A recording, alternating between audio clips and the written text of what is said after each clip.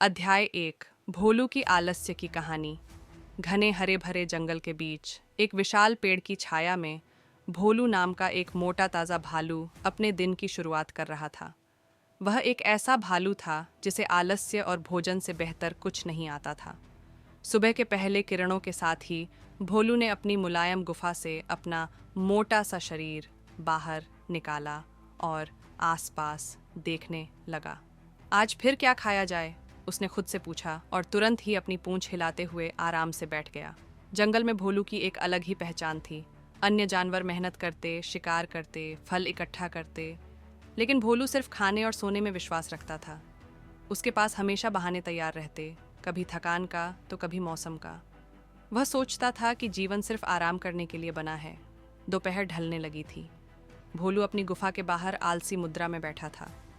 तभी उसके पास एक पतला और चतुर खरगोश आया। यह गुड्डू था, जो जंगल के सबसे बुद्धिमान जीवों में से एक माना जाता था। भोलू भाई, गुड्डू ने मुस्कुराते हुए कहा, क्या आप हमेशा ऐसे ही बैठे रहोगे? भोलू ने आलस से भरी नज़र से उसे देखा। क्या करूं? यही मेरा स्वभाव है।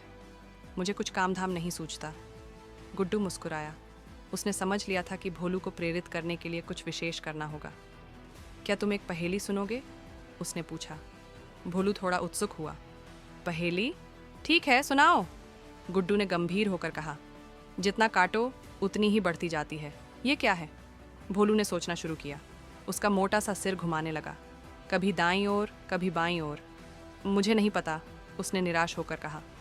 इसका उत्तर है भूख, गुड्डू ने समझाया। जितना खाओगे उतनी ही और भूख लगेगी।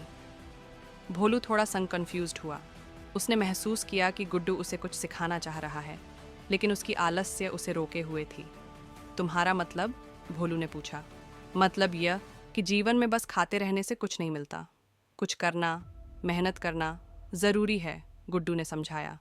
भोलू के मन में पहली बार संदेह हुआ। क्या वह वाकई अपनी आलस्य से ऊपर उठ सकता था? अगर आप इस कहानी का अगला भाग देखना चाहते हैं तो इस वीडियो को लाइक और शेयर ज़रूर करें। और हाँ, इस चैनल को सब्सक्राइब करना न भूलें। हम आपसे अगली कहानी में मिलते हैं।